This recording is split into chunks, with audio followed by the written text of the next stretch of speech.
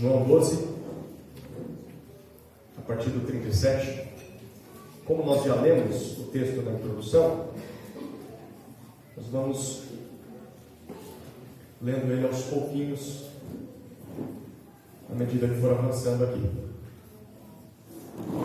Nós estamos aqui de manhã, hoje, nos reunindo para recebermos pessoas que vão testemunhar a sua fé em Jesus, sejam aqueles que estão vindo de outra igreja, já congregando aqui há um tempo, já são batizados e estão para serem aprovados pela igreja, sejam aqueles que se converteram há um tempo atrás e foram acompanhados, discipulados e serão batizados e também se tornaram membros da igreja.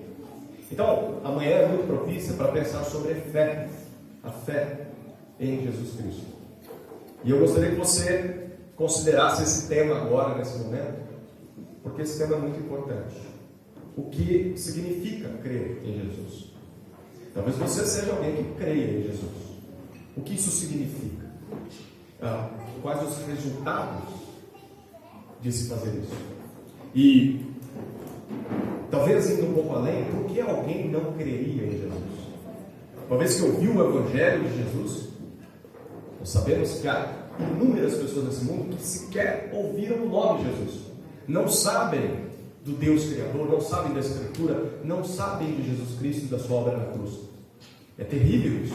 E nós oramos, enviamos e devemos ir na medida do possível para alcançar essas pessoas. Mas nós sabemos que tem muitas pessoas que já ouviram falar de Jesus, não só uma vez, mas inúmeras vezes. E mesmo assim não creem. Por que alguém não creria em Jesus? Mesmo depois de ouvir tudo o que ele fez na cruz, quem ele é e o que ele pode fazer em nossas vidas. Bom, esse texto que nós lemos são 13 versículos, e nesses 13 versículos a palavra crer é repetida 7 vezes. Esse aqui é um dos textos mais importantes no Evangelho de João, porque o foco principal dele é mostrar a reação da maioria das pessoas a Jesus. E a palavra crer é utilizada em seu significado oposto, descrença. As pessoas não creram em Jesus. E aqui Jesus deixa muito claro o que significa crer nele e quais os resultados de se fazer isso. Bom, então o trecho se divide em duas partes. A primeira parte está nos versículos 37 até 43. É um resumo do ministério público de Jesus. Mas se você não conhece a história de Jesus, não sabe nada de Jesus, esses versículos aqui contam um resumo. Como foi o ministério de Jesus? E a segunda parte fala sobre a conclusão do próprio Jesus sobre a reação das pessoas a ele. Então a primeira fala de um resumo, como foi. A segunda é uma avaliação de Jesus. Como Jesus avaliou, concluiu, como as pessoas reagiram a ele, versículos 44 até 50. Então, nós vamos para a primeira parte agora, o resumo do ministério de Jesus. Olhe lá, versículos 37 até 43. E embora tivesse feito tantos sinais na presença deles, não creram nele. Para se cumprir a palavra do profeta Isaías, que diz: Senhor, quem creu em nossa pregação? E a quem foi revelado o braço do Senhor? Por isso, não podiam crer. Porque Isaías disse ainda: cegou os olhos deles e endureceu-lhes o coração, para que não vejam com os olhos, nem entendam com o coração, e se convertam e sejam por mim curados. Isaías disse isso porque viu a glória dele e falou a respeito dele. No entanto, muitos dentre as próprias autoridades creram em Jesus, mas, por causa dos fariseus, não o confessavam, para não serem expulsos da sinagoga, porque amaram mais a glória dos homens do que a glória de Deus. João nos apresenta aqui um quadro geral sobre como os israelitas da época de Jesus reagiram a ele.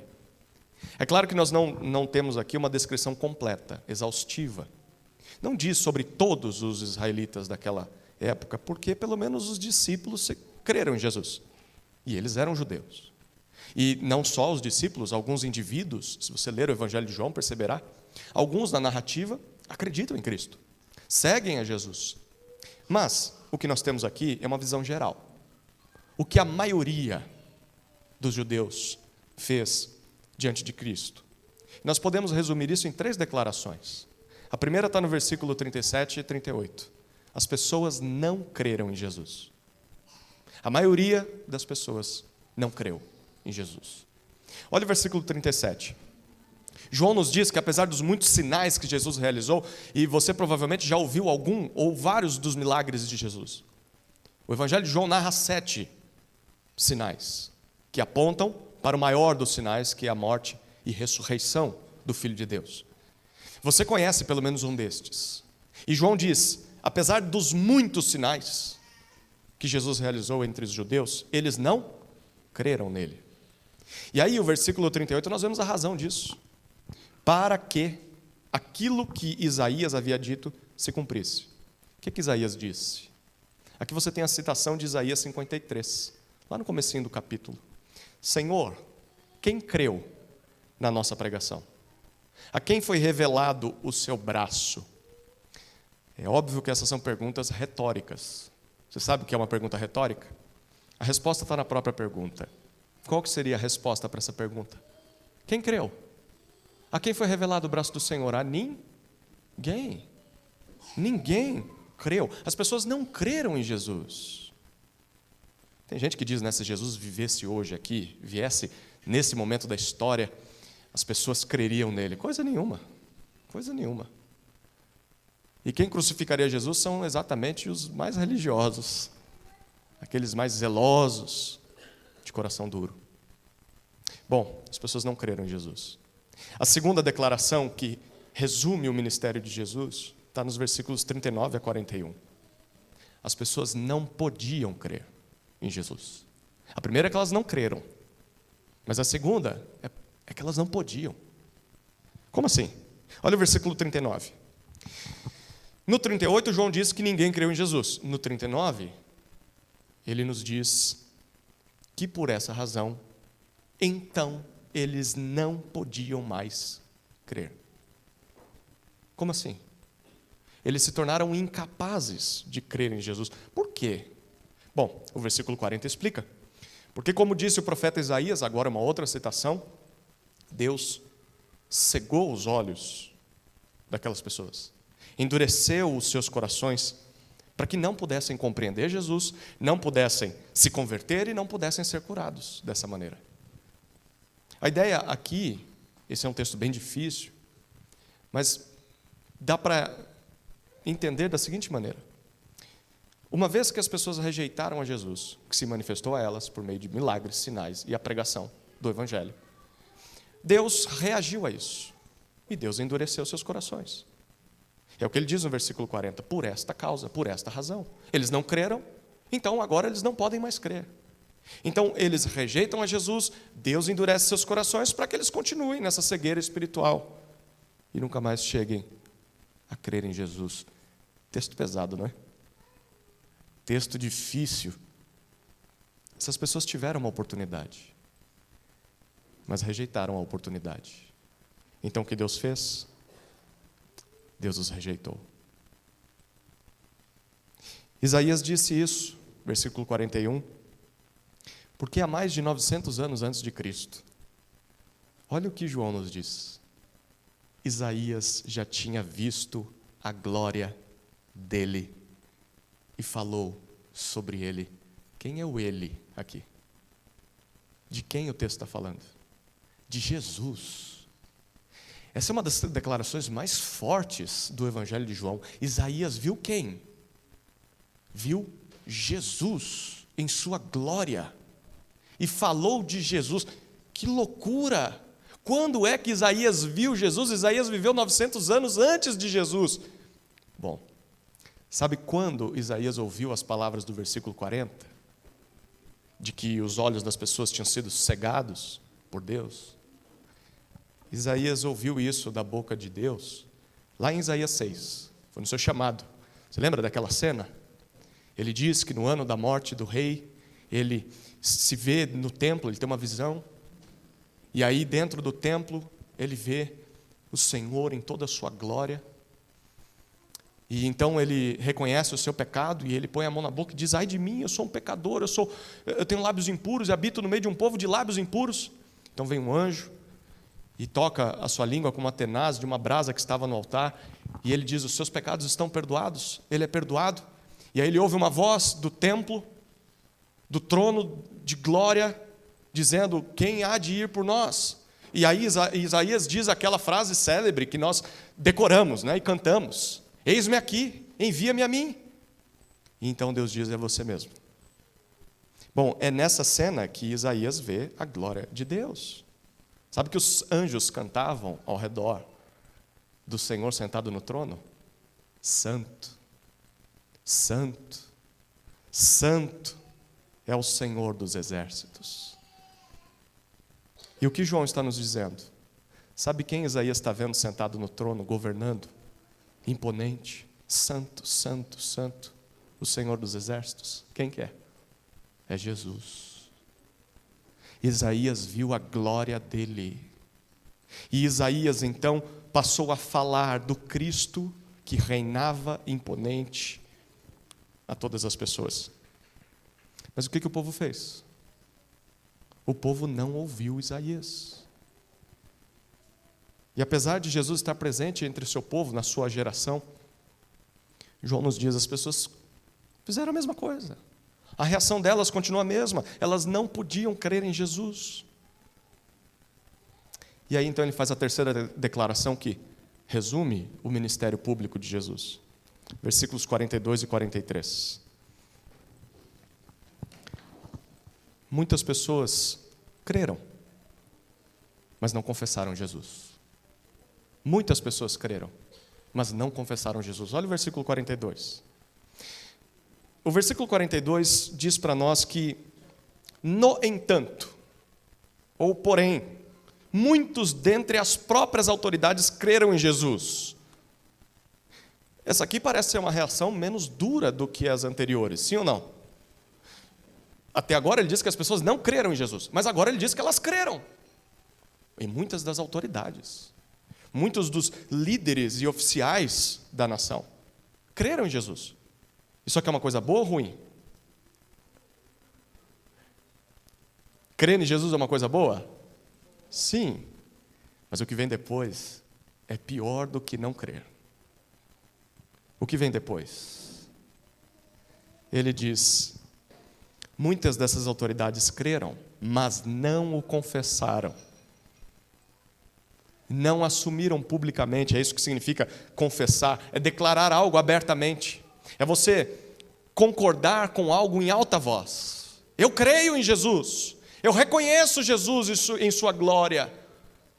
Eu reconheço que Jesus é o Cristo, o Salvador. Ele é o meu Senhor. João disse que eles não fizeram isso. Por quê? Por causa dos fariseus. E o texto continua dizendo que eles não creram, eles não confessaram a sua fé em Jesus para não serem expulsos da sinagoga.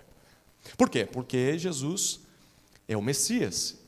E a maior parte do povo judeu não reconheceu isso, principalmente os fariseus. Se eles reconhecessem isso e confessassem, seriam expulsos. Então, vai seguir o seu Messias. Aqui não é o lugar dele. Então, no versículo 43, nós temos o motivo principal. Por que é que esses homens, essas autoridades, não confessaram Jesus? Eles tinham medo dos fariseus, medo de serem expulsos? Não, o versículo 43 traz a raiz disso. Olha o 43. Eles se preocupavam mais com a glória dos homens, o reconhecimento das pessoas. Eles amavam mais isso do que a glória de Deus, do que a glória que deve ser dada a Jesus. Muitas pessoas que creram não confessaram a Jesus porque estavam mais interessadas no que os homens podem oferecer do que no que Deus oferece. Quantos não são os que fazem a mesma coisa hoje em dia? Muitos, não é? Muitos até dizem: não, Jesus é um cara legal. Eu concordo com essas verdades todas, mas assim, ainda não tomei uma decisão, ainda não é hora. Mas por que não é hora? Se Ele é o Salvador, se Ele é tudo o que você está dizendo que Ele é, por que não é hora ainda? Há alguém sentado no trono de glória do seu coração que você não está disposto a tirar de lá. Porque Jesus tem que tomar esse lugar. Amaram mais a glória dos homens, talvez dos outros, ou amam mais a sua própria glória. Eu não quero sair do trono. Eu não quero deixar de ser dono de mim mesmo. Que história é essa de baixar a cabeça a um outro rei que não seja eu mesmo? Bom, esse é o resumo do ministério público de Jesus. As pessoas não creram em Jesus, elas não podiam crer, e muitos dos que creram não o confessaram. Vamos para a segunda parte, que é a conclusão de Jesus sobre o seu ministério. Como Jesus avalia tudo isso? O que Jesus teria a dizer para nós hoje sobre a reação que as pessoas continuam tendo até hoje? Essas reações acontecem até hoje. Olha, a partir do versículo 44 até 50. E Jesus clamou dizendo: quem crê em mim, não crê em mim, mas naquele que me enviou. E quem vê a mim, vê aquele que me enviou. Eu vim como luz para o mundo, a fim de que todo aquele que crê em mim não permaneça nas trevas. Se alguém ouvir as minhas palavras e não as guardar, eu não o julgo. Porque eu não vim para julgar o mundo, e sim para salvá-lo. Quem me rejeita e não recebe as minhas palavras, tem quem o julgue. A própria palavra que falei, essa o julgará no último dia. Porque eu não falei por mim mesmo, mas o Pai que me enviou, esse me ordenou o que dizer e o que anunciar. E sei que o seu mandamento é a vida eterna. Portanto, as coisas que eu digo exatamente assim como o Pai me falou. Bom, sabendo de tudo que nós já vimos até aqui, Jesus faz o seu último discurso público às pessoas. Se você ler o Evangelho de João, perceberá que a partir de agora a conversa é só com os discípulos. Capítulo 13 diz isso. A última ceia, e vai passar o trecho do 13 até o final, Jesus falando com os discípulos, falando com o Pai, ele já não mais se manifesta publicamente. Esse é o último discurso. Imagine as multidões que o seguiram, muitos desses que criam, mas não o confessavam, estavam ali, gostavam de ouvir as palavras de Jesus. Esse é o último discurso público dele. E nesse discurso, ele diz duas coisas em especial. A primeira palavra de Jesus está nos versículos 44 a 46. Ele faz promessa aos que creem. Então agora ele está se dirigindo aos que creem. Na multidão, naquele monte de olhos e ouvidos que estavam atentos a Jesus, havia pessoas que criam. E ele então se dirige à multidão, mas falando com você que crê. Então essa palavra é para você que crê e que confessa Jesus publicamente. O que Jesus disse aos que creem? Bom, no versículo 44 ele diz: quem crê em mim, crê naquele também que me enviou. Ou seja, crer em Jesus também é crer em Deus Pai. Essa declaração é muito importante. Tem gente que se recusa a crer em Jesus por ter medo de ser idólatra. Não estou adorando o único Deus verdadeiro. Daqui a pouco a gente fala mais sobre isso. Jesus diz: quem crê em mim, crê em Deus Pai. Versículo 45. E ver a mim é a mesma coisa de ver o Pai em pessoa. Versículo 46. Jesus conclui tudo isso dizendo: eu vim como luz ao mundo, com o propósito de retirar as pessoas das trevas. Quem crê em mim não permanece nas trevas. Perceba, crer em Jesus não é deixar de crer em um só Deus. Pelo contrário, é afirmar que Deus é um só. Crer em Jesus é afirmar que Deus é um só. Em João 10, versículo 30, o próprio Jesus disse: eu e o Pai somos um. A fé em Jesus é a verdadeira fé em Deus. É claro que isso é um grande mistério. Como nós explicamos? Um ser que se manifesta e é ao mesmo tempo um e três, Pai, Filho e Espírito. Como nós explicamos isso? Não explicamos. Porque Deus se revela assim, ponto final. Isso se chama mistério. Nós não somos capazes de compreender, de explicar, mas o que nós fazemos diante de um mistério? Nós nos submetemos a Ele e cremos nele. Nós dizemos: Senhor, eu não consigo compreender tudo isso, mas se foi assim que isso se revelou, se é assim que o Senhor é, eu me submeto, eu creio. E Jesus está dizendo: fazer isso, crer em mim, é crer em Deus que me enviou. E crer em Deus não é também simplesmente acreditar num conjunto de frases, de doutrinas corretas sobre Jesus, como se, por exemplo, para converter as pessoas nós tivéssemos que passar uma cartilha para elas. Então, pega essa folha aqui, vai lá e decora tudo isso. Se você assinar embaixo, no final do dia, Então agora você crê em Jesus? Tem muitas igrejas que tratam Jesus dessa forma. Não, eu nasci na igreja. A igreja agora virou hospital, né? As pessoas não nascem na igreja. Não, eu cresci na igreja, mas quando foi que você creu em Jesus? Não, eu conheço todas as doutrinas. Tá bom, mas crer em Jesus não é só conhecer doutrinas. Crer em Jesus não é só ter uma família evangélica. Segundo Jesus, crer em Jesus ou crer em Deus é confiar em uma pessoa. É ter um relacionamento com uma pessoa em específico, a pessoa do Filho, a pessoa de Jesus Cristo. Crer em Deus significa se submeter a tudo o que Jesus diz, a tudo que Jesus é. Talvez você diga, não, eu creio em Deus, mas esse negócio de Jesus não é muito comigo. Está aqui um texto para confrontar o teu coração. Você precisa se render a Jesus. Isso é crer em Deus. Bom, e crer em Deus, por meio de Jesus, é sair das trevas e vir para a luz. É enxergar a realidade como ela realmente é. Os nossos olhos, antes de crer em Jesus, estão cegos, como que com escamas.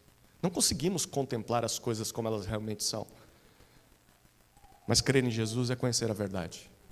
Crer em Jesus é ser liberto pela verdade. É em João que nós lemos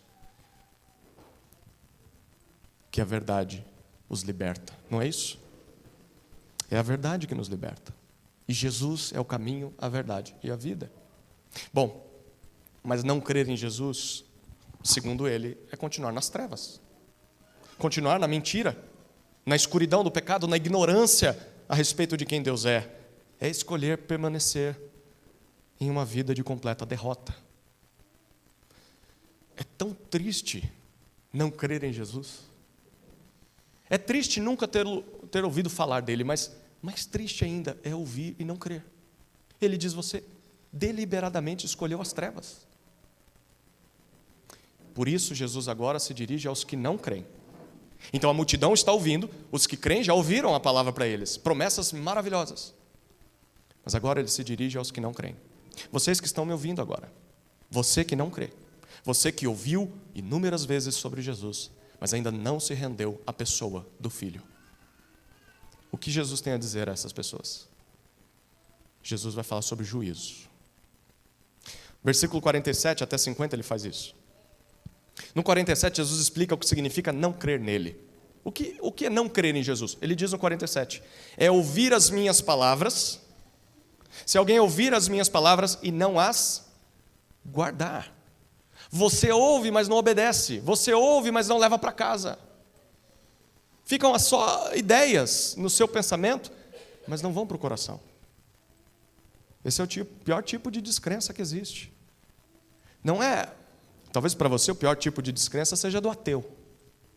E você está numa luta assim, terrível para evangelizar aquele seu colega, aquele seu familiar, que você tanto ama, mas ele é cético. E é difícil falar de Jesus para alguém cético, para um ateu. Ele não aceita nada, não aceita a Escritura, não aceita a realidade de um Deus criador, um Deus bondoso.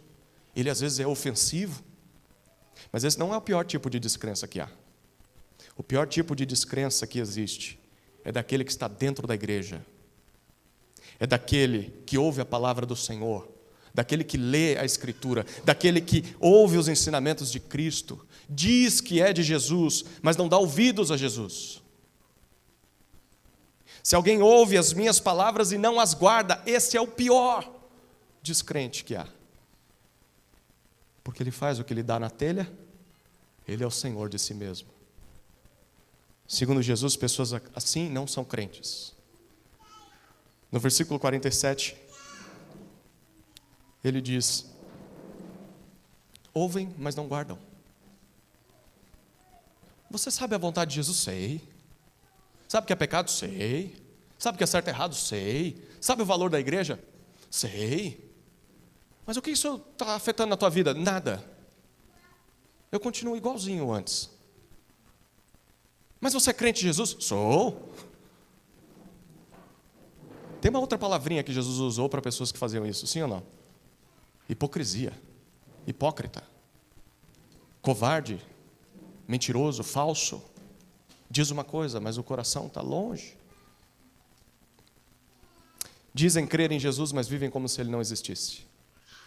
Bom, apesar disso, olha a segunda parte do versículo 47. Jesus diz, apesar de tudo isso. Então, imagine-se nesse discurso, Jesus está falando com você que ainda não se rendeu a Jesus. Ouviu, mas não guarda as palavras dele. Ele diz, ainda assim, eu podia mandar um raio do céu fulminar você, mas não faço isso. Olha o que ele diz no 47. Eu não o julgo.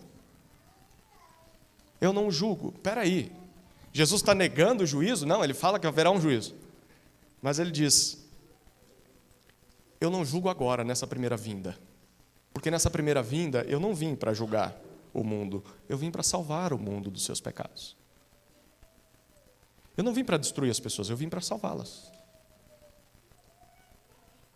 Jesus não está dizendo que elas vão ficar impunes. Mas ele não as julga agora. Seja lá 2000 anos atrás, seja agora, você que está ouvindo esse sermão. Mas, ele diz, haverá um dia em que haverá um juízo. E a Bíblia confirma isso, o restante da Escritura confirma isso. Um dia em que Jesus voltará novamente, mas não agora como um cordeiro para ser sacrificado. Ele já fez o papel dele. Agora voltará como um leão, um juiz, para separar os crentes dos não crentes. E desse dia ninguém vai escapar. E ninguém vai conseguir esconder o que está no íntimo do coração. Porém, antes que esse dia chegue, olha o versículo 48. As pessoas que não creem em Jesus, tanto aquelas que o negam, quanto as que ouvem, mas não obedecem, segundo ele mesmo, Jesus diz, já tem o seu juiz. Já tem o seu próprio juiz. Até que eu volte, tem alguém que os julga, ou algo que os julga. O que é que julga as pessoas que ouvem, mas não creem? Olha o que Jesus diz. As próprias palavras que ouviram de mim. As próprias palavras que Jesus pregou às pessoas as julgarão no último dia. No último dia, é claro, Jesus nem precisaria estar lá presente, mas estará. Mas ele não vai precisar proferir nada. Ele simplesmente vai citar os textos que você ouviu. Quantas vezes ouviu do Evangelho? Quantas oportunidades teve e rejeitou? E Jesus diz, essas palavras os julgarão no último dia. Perceba como Jesus chama os descrentes no versículo 48. Quem me rejeita e não recebe as minhas palavras, tem quem o julgue. Não crer em Jesus é rejeitá-lo. Isso significa que não confessá-lo é desprezá-lo. Não confessar Jesus como Deus é fazer pouco caso dele, é se opor ao que Jesus diz. E quem faz isso, ele diz, vai ser julgado pelas próprias palavras que tem rejeitado durante toda a vida. Agora eu me refiro a você que é não crente. Você que nunca tomou uma decisão com Jesus. Se depois dessa mensagem você continuar rejeitando a Cristo, este texto bíblico que foi lido, que está sendo exposto, estará diante de você no último dia.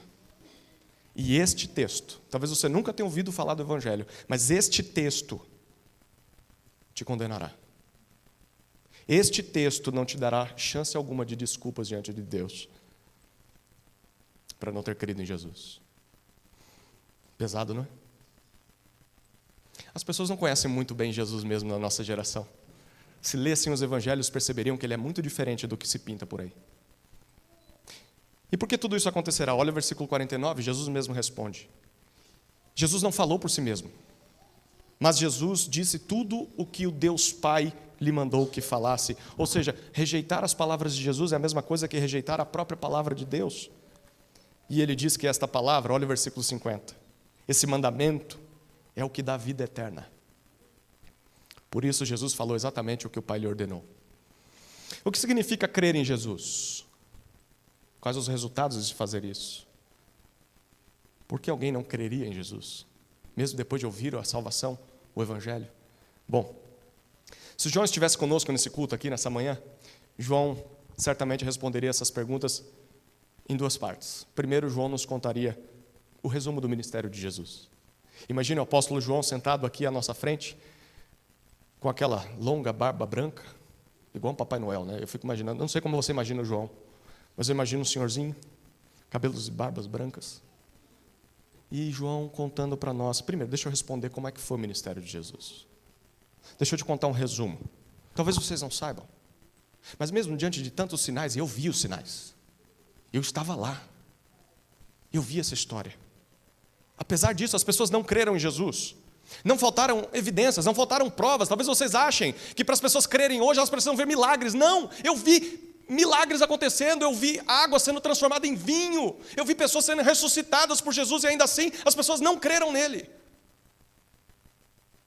Por essa razão, imagine João falando, cada não crente é culpado por sua incredulidade.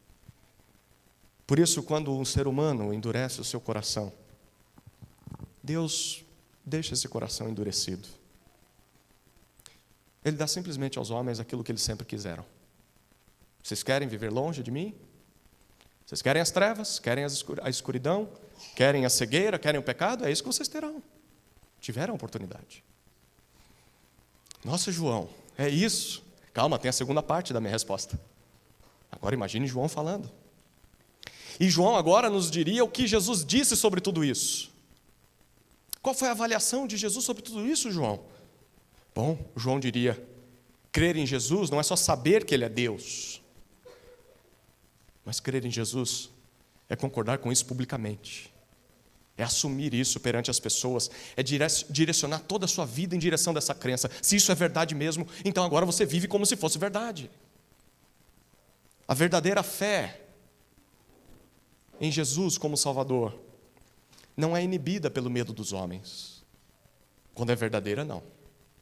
Quando ela é fake, falsa, aí sim. Não, eu não vou tomar uma decisão agora, eu não vou assumir, mas eu creio. Não. João diria, a verdadeira fé, a fé salvadora, é uma fé que tem coragem de ser anunciada a todas as pessoas. Eu sou de Jesus.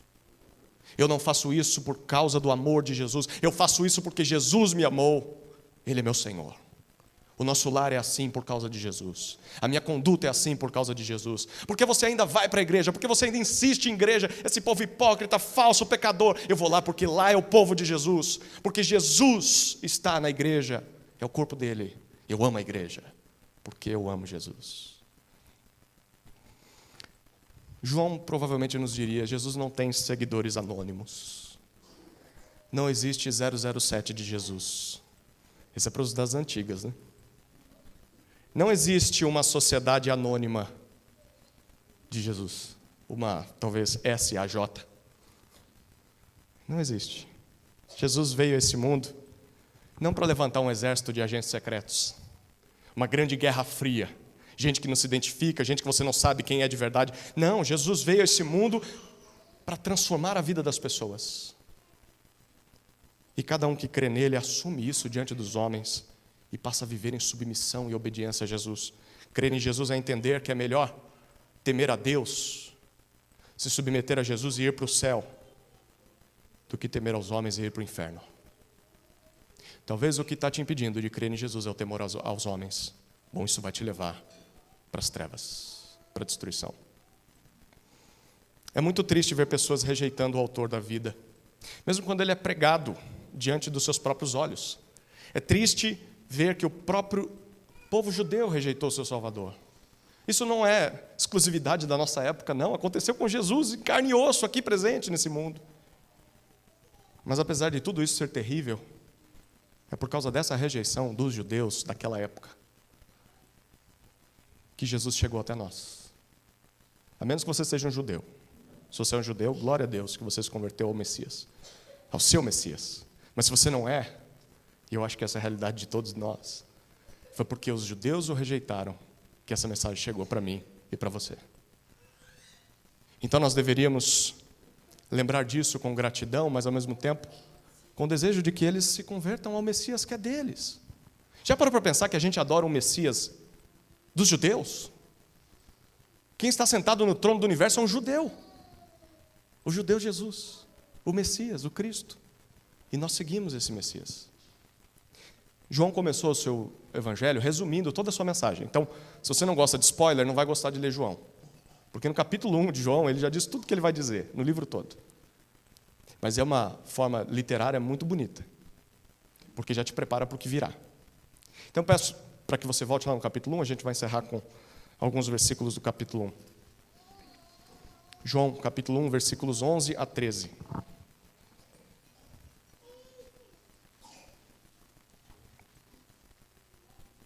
João 1, 11.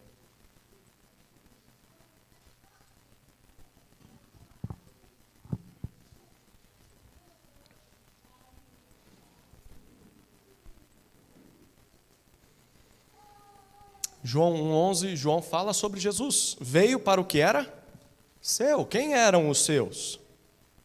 O povo judeu. Veio para Israel. Mas os seus não o receberam. Mas, olha o versículo 12. A todos quantos o receberam, deu-lhes o poder, o direito, a prerrogativa de serem feitos filhos de Deus.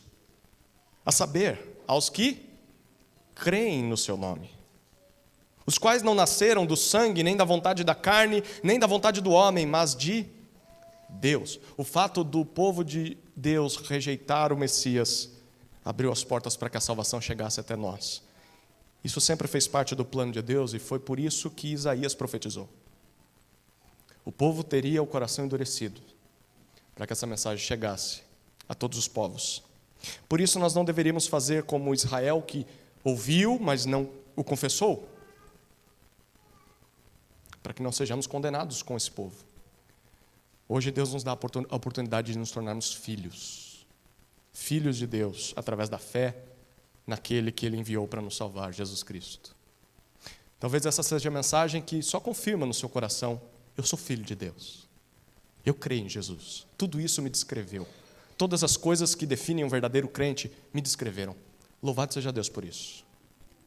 Talvez essa seja a mensagem que te confrontou a ponto de você perceber: eu sou esse que ouviu, mas não creu. Meu coração está endurecido, mas não quero continuar em trevas. Quero vir para a luz. Quero ser salvo, enfim. Quero que Jesus me transforme. É por você que eu quero orar nesse momento. Feche seus olhos, curva sua cabeça. Querido Jesus, como Isaías te viu em toda a sua glória, pela fé nós também o contemplamos assim, crendo que o Senhor é soberano sobre céus e terra, imponente, Rei dos reis, Senhor dos senhores, que há de voltar uma segunda vez para julgar vivos e mortos pela sua manifestação e pelo seu reino. Mas ao mesmo tempo, Senhor, o Senhor é um Rei gracioso que oferece a todos os homens a oportunidade de serem perdoados, de serem libertos do juízo por meio da fé no teu sacrifício naquela cruz. Senhor, eu oro para que essa mensagem traga esperança e conforto ao coração daquele que está atribulado, que está angustiado, porque crê no Senhor, tem tentado te seguir, mas os seus pecados o atrapalham. Que essas palavras que lemos não sejam um juiz na sua vida, mas sejam um bálsamo. Jesus morreu por cada um desses pecados. Que esse texto seja uma confirmação para aqueles que creem de que são filhos de Deus. Mas ao mesmo tempo, Senhor, o Senhor oferece oportunidade de arrependimento, de conversão àqueles que ouviram ou ouviram hoje pela primeira vez, mas que ainda não creem. Senhor, quebranta esses corações. Atraia esses corações de forma graciosa e amorosa, para que não sejam destruídos no último dia, Senhor. Que essa palavra não seja um juiz para eles no último dia, mas seja um marco de transformação em suas histórias. O dia em que se renderam a Jesus Cristo. O dia em que encontraram o verdadeiro amor, a salvação, a vida eterna. Oramos, Senhor, para que o Senhor faça em nossas vidas o que lhe apraz, porque reconhecemos que o Senhor é o Rei dos reis. Que a nossa jornada seja uma jornada de submissão a Ti. Em nome de Jesus. Amém.